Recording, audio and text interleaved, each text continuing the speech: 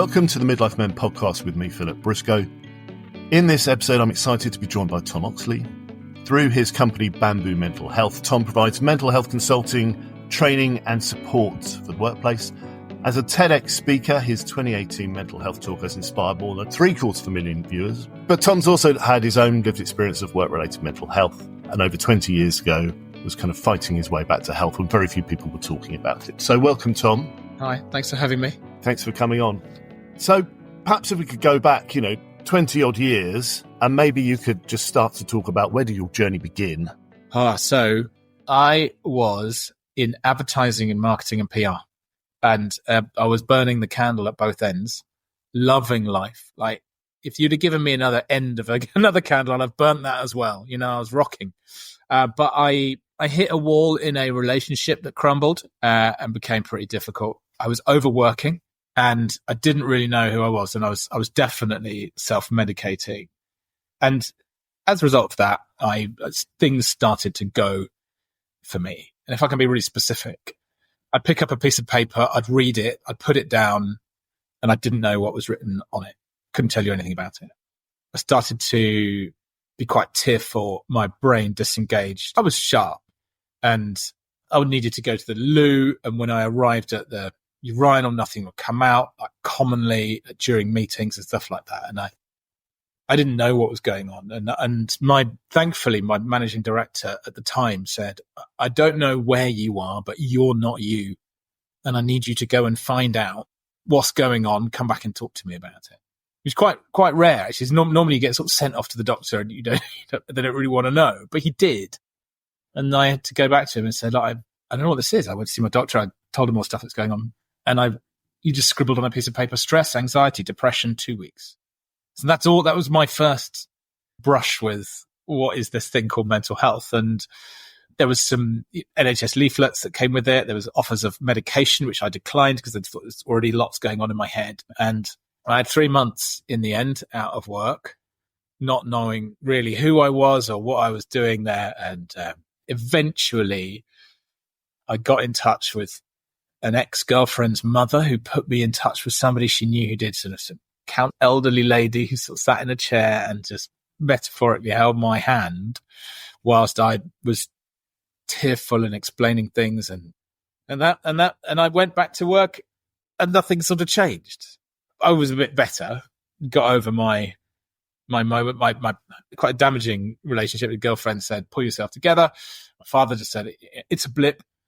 So it was everything sort of expected for me to kind of go back to my usual self. But I wasn't. No, I never returned back to the same shape. How did you feel when you were given that, I won't say diagnosis, but your doctor said, you suffer from depression, anxiety. Was it a relief to have some sort of name to it, or did it not help really? You just didn't know what to do next? There were lots of forces at work at the same time. So on the one hand, somebody was saying to me, it's not your fault. You've got this thing. And on the other hand, it was like, ooh, I've got this thing. And I don't know what it is and I don't know what to do with it. And it's scary. And I thought mental health was what happened to other people. I thought it was people who were crazy, clinically crazy. And I didn't know my way around it at all. It was also a very lonely experience. I was going to say, did you tell anyone? Did you tell, you spoke to an ex-girlfriend, but friends and colleagues? I had to tell my managing director, but I never saw my colleagues again. I was home, that day. Actually, I lived quite close to work. And it was just that sort of, as far as I know, it was quite buried. Nobody had the language around it, and certainly not a positive language around it. And there was no general conversation about well-being. Well-being, when you're working at a full-service marketing agency, is flaming sambuca on a Friday night with the attractive girls from, one of the other departments. That honestly, it was a bomb waiting to go off. In retrospect, but in the time there's no support. No one really knew what to say. No one really knew what to do. But I did have a managing director and an immediate boss who just thought, whatever you're going through, we will kind of support you, even though we don't know what that support looks like. So I had that, and that was a thread. So what happened then? You were receiving some counselling, and then you went back to work. Everyone assumed you'd be fine. You perhaps thought you'd be okay. So what happened then? I sort of pressed on, actually. I had a job change. I changed back to my old job. It just sort of flattened out. And it was after a period of intense work, so that slightly declined. And overall, it just sort of fizzled away. But I took from it a couple of things. One, I knew this thing was a thing because 2 other people spoke to me within a couple of weeks of coming back, saying they're thinking they're feeling some of the things that I was feeling, 2 girls. And so I knew this thing was a thing. But the other thing I had was some coping strategies like drinking and just still going hell for the leather into life that that served me pretty well for the next chunk of years.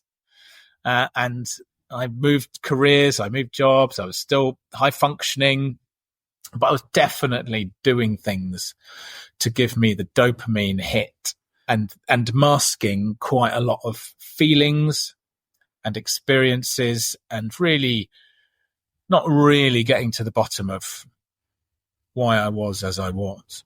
Did you continue to experience some of these symptoms that you had first experienced? Not acutely, but when you enter into self-medication, there are often sort of cousin symptoms that come off it. So I was more tired. I would struggle to get up first thing in the morning.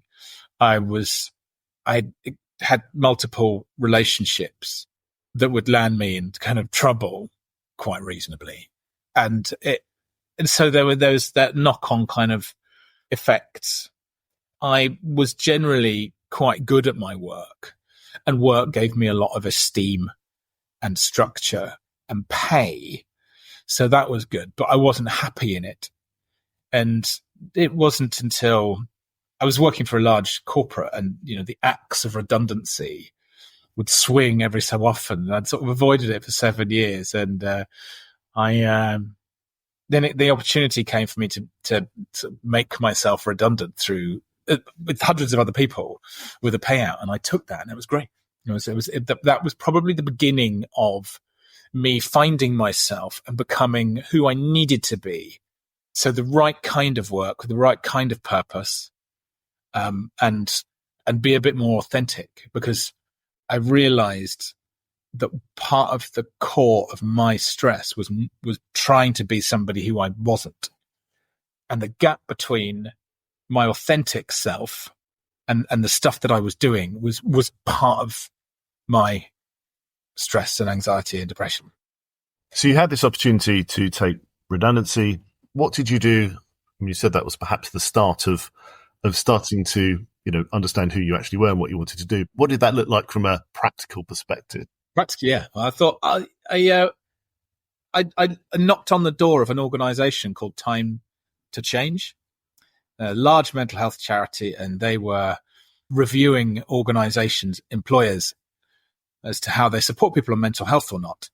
And I had time, and I said to them, I promise you, I just popped an email in, just said, look, I know mental health. I've had it. I know business. I know employment. I've been doing that. I can write reports. Can I help you on this project to review? They were reviewing 50 different organizations. So as charity rate, but I'd do anything during that time as I was finding my new career. And so I was reviewing organizations. We were running surveys and interviewing people with lived experience of their poor mental health. It wasn't the same as mine, but I could relate, and writing up their stories, making recommendations for their organization, looking at the data. It just was staring me in the face. This is such a big thing. And that was one of the seeds that I'm sort of planting and I'm still harvesting now. And what do you think was happening to all those people, all those cases you were looking at?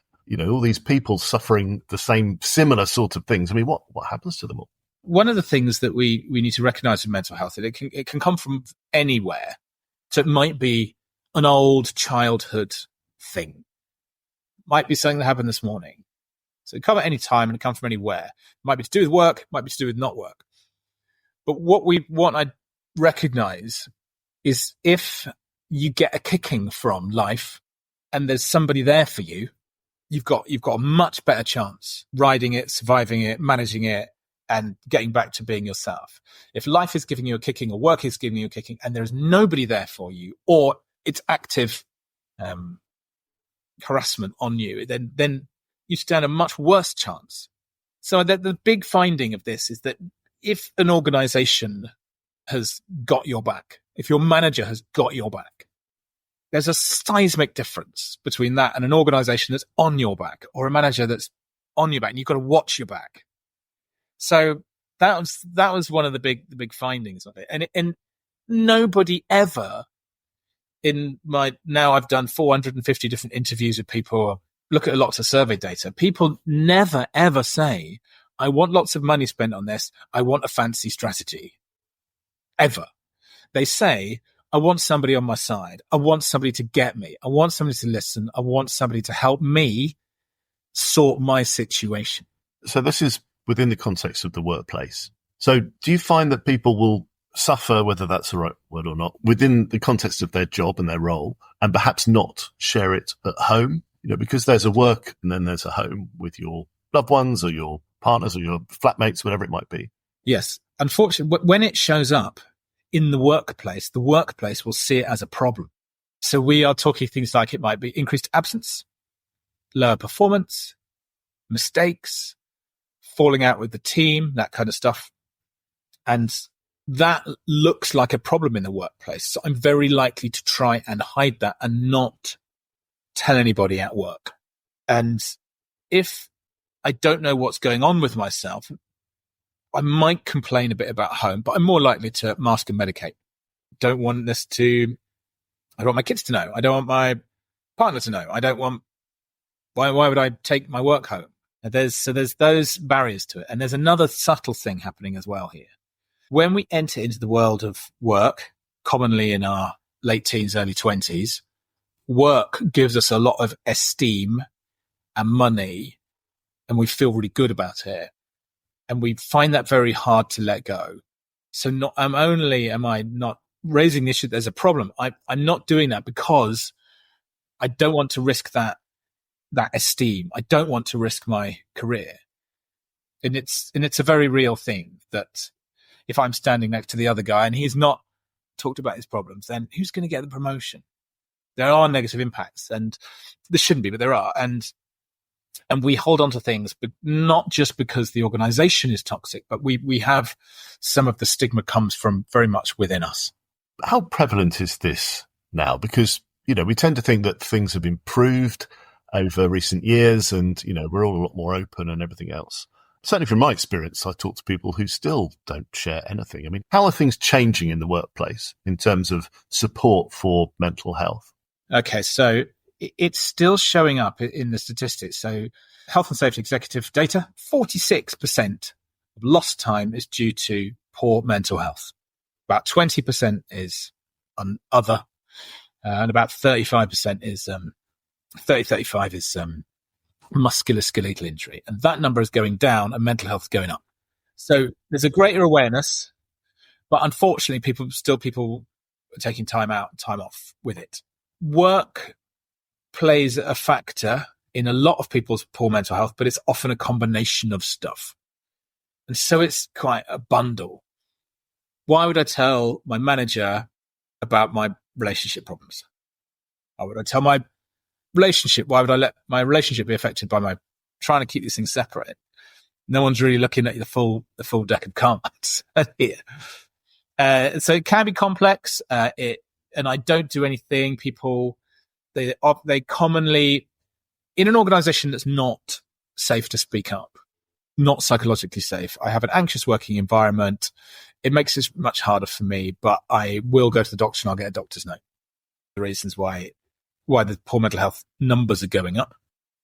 But if I am in a safer working environment and it's psychologically safe, and when people can speak up, when they are actively managed, when there's a structure, when there's a process, when there's good choice of support, people do return to work and they do stay longer.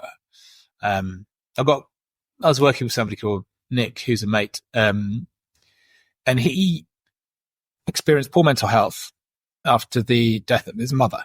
Okay, so a kind of reasonable life event that all of us will experience that at some point or other.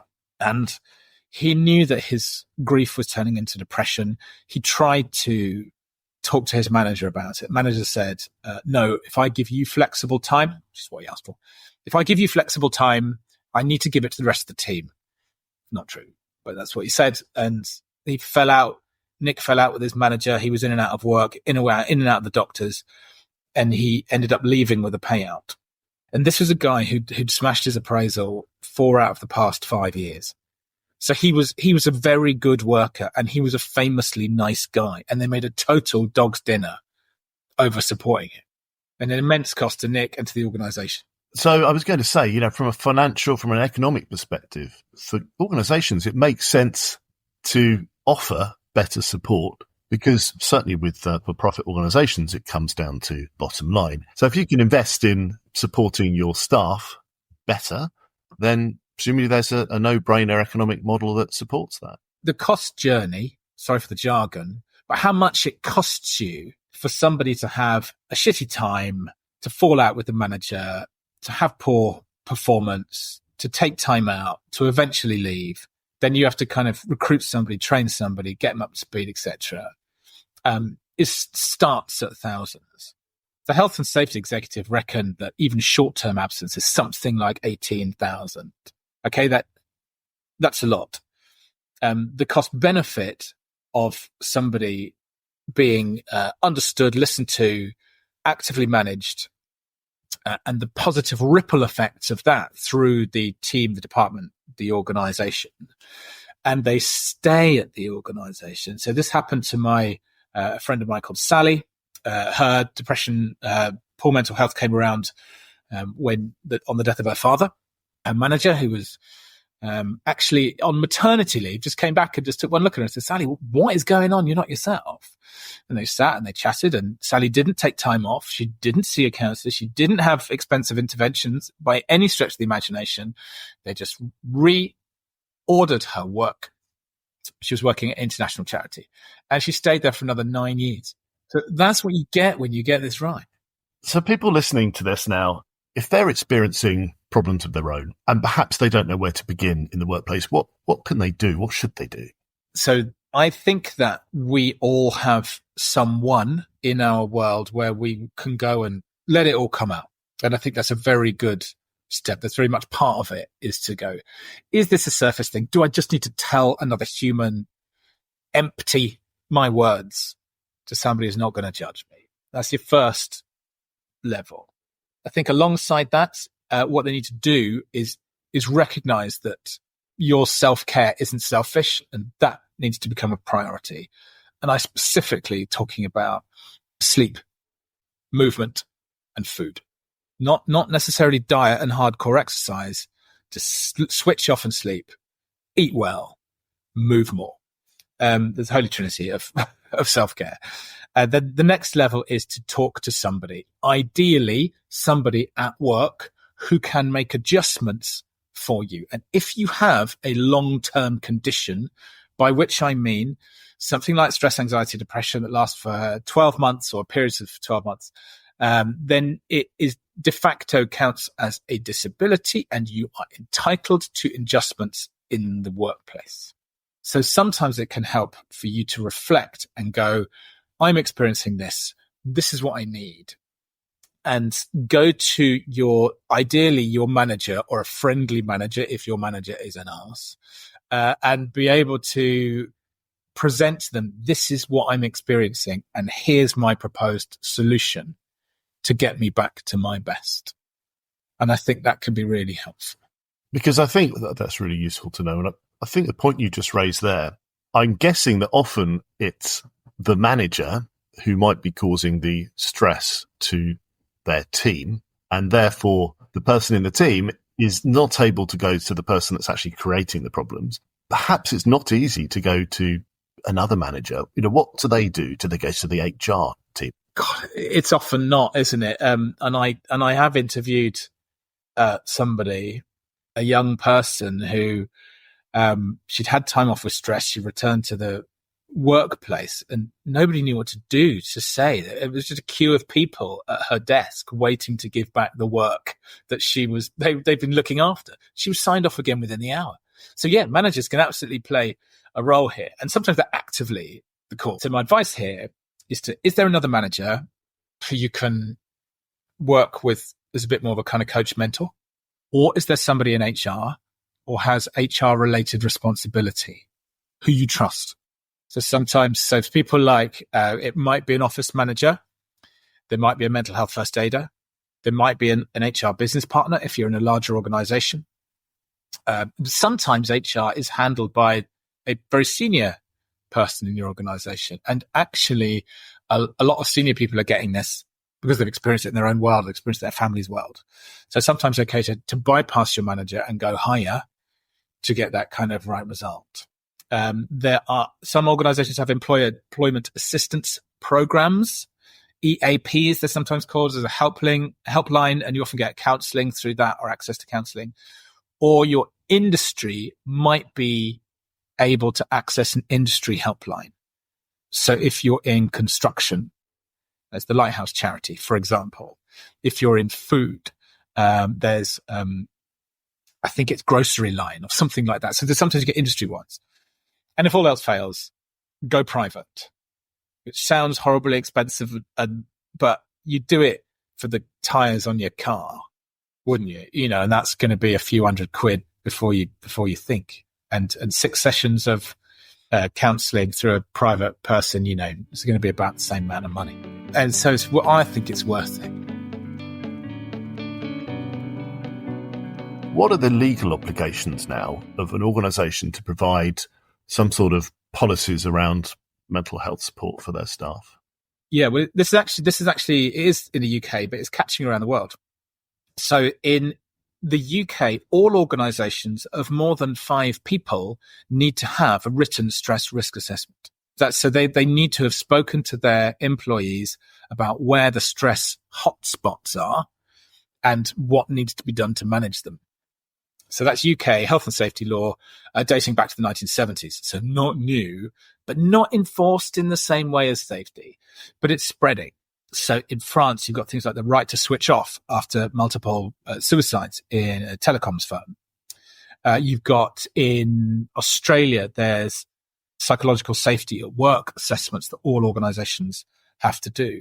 From my work, I'm hearing much more from Germany, where it's becoming a thing. And you've got things in Germany like Hamburg model, which is a right to return after you've had time off with poor mental health. So you'll find this stuff in places. Yeah. How much do you think generally, you talked earlier about, you pay to replace the tires on your car. And also, if you've got a physical musculoskeletal injury, that's more obvious and accepted. How accepted now do you think is it? How easy is it for people generally, do you think, to talk about and raise mental health challenges? Or do you think it's still really stigmatized? Yes, there is still stigma. Organizations are now catching up with the wider conversation around well-being a bit more. So there is still stigma. Stigma can come from ourselves. Stigma can come from a manager. Stigma can be throughout organization. And it's so hard if your organization is run by an alpha male who thinks that work and results at all cost is everything. It's just really hard to operate in that and to be unwell in that. But there are organizations that are coming around to this, and the nature of the industries of the type of client that are asking me in, much more manufacturing, much more shift type work, employees, brick manufacturers, food industry, that kind of thing. And it's not all because they want to reduce absence. I think people are caring. So organizations don't say to me, come back in a year and tell me how you've reduced absence. They do it because they're getting it. Do you think, this podcast is aimed at men, although the problems are experienced by anybody? Do you think there's a difference between men and women in the workplace in terms of either how prevalent the sort of stress or anxiety or depression might be, and also willing to share and talk about, seek help? Okay, on prevalence, about half the people who I survey have experienced some kind of poor mental health event in the last 12 months. And there isn't a great deal of difference between men and women in the data that I see. So we know it's widespread, and we know it's men and women. I hear a lot more that women would say, oh, we talk about everything here. So it's much more likely that they will be identified and listened to at an earlier stage. Whereas men, a bit more if they come to one of my trainings or events. And there are many fewer men that come to my training and events unless it's mandatory. So women come and their arms folded and they're kind of like not looking at you, and they're looking out the window and they're not really there. You think not far under the surface, you've got your stuff. And so men hold on longer, and they allow things to get worse. How do you tap into that? How do you break those barriers? I mean, one of the other statistics that really strikes me every time is that women are 1.5 to twice as likely to get a diagnosis of anxiety, but 4 times as many men complete suicide, take their own lives. So there's something about the talking. There's something about it being okay to talk about it. But it's got to be talked about in a certain way. So if you are in a factory environment, somebody says, oh, well, that's okay. We'll get some iPads and we'll set up a wellbeing hub in the canteen. So don't waste your time. If I'm on a 10-hour shift making bricks and I've got a 40-minute break, I'm gonna shove a load of carbs in my face. I'm gonna have a couple of cigarettes. I might do a shit, and I'm gonna get back to work. I'm not gonna log on to a well-crafted web. But another client is saying, well, actually, why don't we just have QR codes everywhere, even on the factory line? So if something does come up, then they can do it really easily. They don't have to take their time on their break and that kind of thing. And another client gets men around the table and they give them free curry, and then we get them talking that way. Others, we get men to share their stories. And so the male pack, the tribe, does the job for you because they can see the other, I hesitate to use the word, but the other baboons in our baboon troop sharing their stories. Oh, right. It's happened to him. He's successful. All right. Okay. So it just gives permission for the organization. And when senior people talk about it, it's always really good because people think, oh, right. Okay. So I'm allowed, it's powerful. So a lot of this change in the workplace is coming from the top down then, is it? That's when it works best. Yeah. Senior person, able to share a bit. I don't mean always like super vulnerable. I don't mean like giving everybody your medical notes, but sharing your story that you can relate to this. You're interested in this, that you're backing it as an agenda item. And often it's then, the HR person, makes it happen.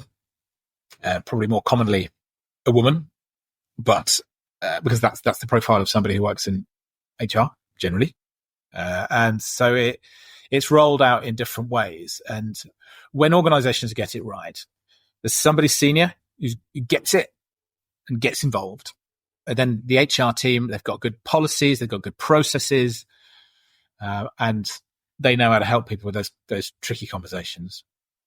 Managers are trained, spotting the signs, having conversations, getting to people to the right support. Because the manager is not the therapist. They're very hazardous for that to be the case.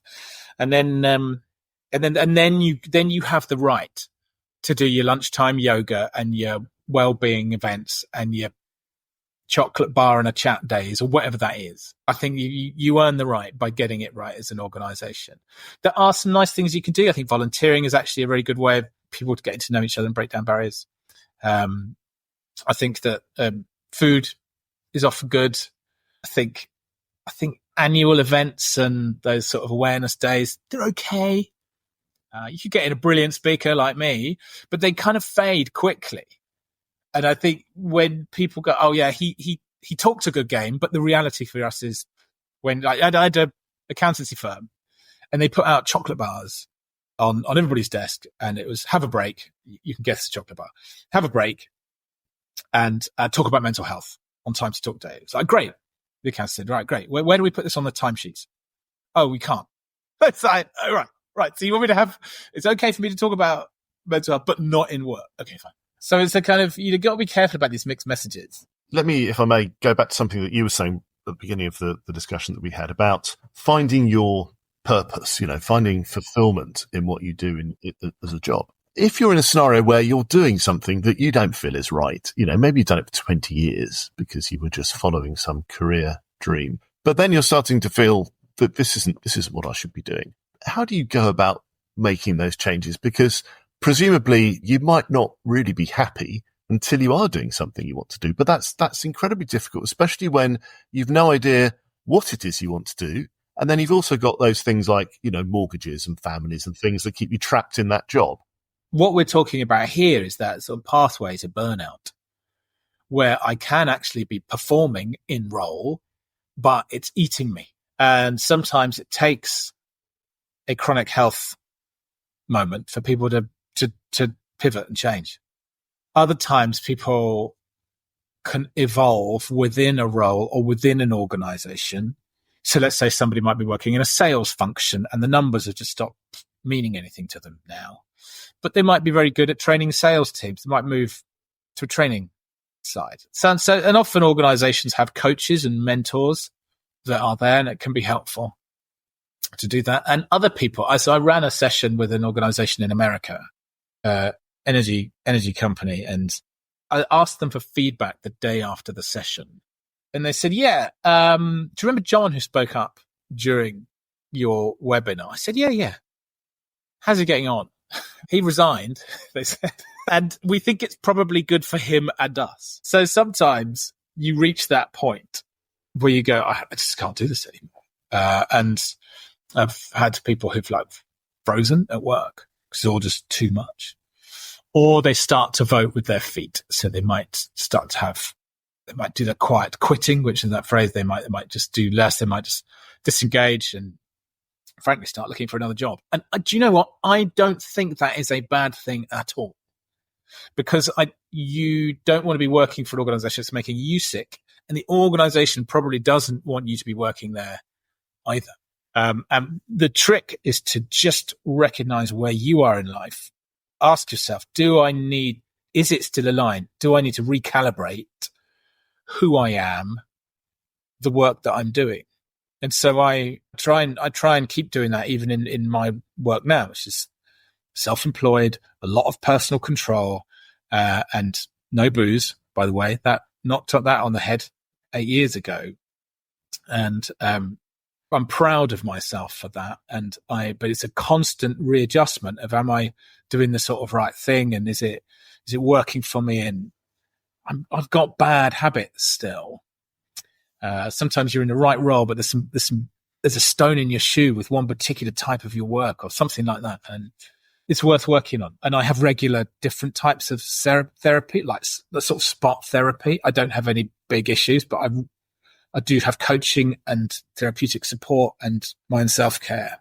I wanted to ask about that, actually, maybe end on that, about self-care, looking after yourself, maybe how you do it. You started to talk about that. So I'm going to draw on some of the burnout prevention within high performance scenarios. Now I take a lot of time off. So I intentionally put in about a sort of short break every quarter and a big holiday in the summer, and then the odd days here and there. So I little breaks. I'm very conscious that I don't say yes to everything. And there's a phrase, enough is abundance. So I'm not trying to be Stephen Bartlett. I'm not trying to be super high performance. I've got a lane and I'm all right in it. So I'm not constantly trying to kind of work up all the time, because that seems like an addictive behavior. I will never get there. And I have some very important opposite activities. So opposite activity there's a guy called Nick Petrie who talks about a lot of this, a New Zealand burnout researcher. And it's about having other hats, other roles, other things that I do in life other than work or sleep and relationships that give me that esteem and structure and contact and those things. So I run a supper club for strangers, and I get donations for it. So I don't make money off it. So it's not another work thing. It has to be different to work. So if you're just smashing it at work, high performance scenario, and then you're going to the gym and you're smashing it there, that's two smashings. That's not opposite.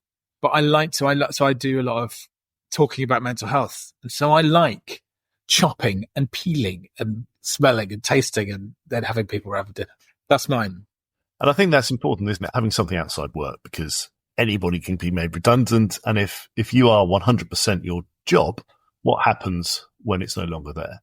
Yeah, that's it. You've got activities and also people. So I also rate very highly the relationship I've got with my daughter. So I divorced a couple of years ago, and that's fine. I'm friends with the ex, and that's all okay. But the relationship with my 11-year-old is one that I want to keep for a lifetime. And if I'm constantly saying to them, "Oh, I've just got to do this. I'm just can I just send these other emails? I can't watch. I'm not going to watch telly with you tonight." She's just learning that she's less important than my work. So I really try and do that. And when I engage with her, we play, we dick about, we laugh, we're brawling each other. It's good. It's good human fun. And that is a really good thing for my brain as well. Well, Tom, that's a brilliant note to end on, I think. Thank you so much. Thank you for joining us, and thanks for all your advice and talking about your experiences. Thank you. Thank you. Thank you for listening to the Midlife Men podcast with me, Philip Briscoe. If you want to find out more about Tom, visit his website, bamboomentalhealth.co.uk. If you want to watch Tom's TEDx talk called Workplace Mental Health, What You Need to Know for Now, you can find it on the TED.com website or search on YouTube for it. If you have a story to tell or you think your experience would help others, then please get in contact, either via the website, mid-lifemen.com, or email me at midlifemen01@gmail.com. If you enjoyed listening, then please do rate and review the podcast to help raise its profile and reach more people who might benefit from the stories shared by my guests. Finally, there's now a book called Men Speak Up, Journeys Through Mental Health, which is based on stories from the podcast, and it's available to buy on Amazon and from other online bookstores.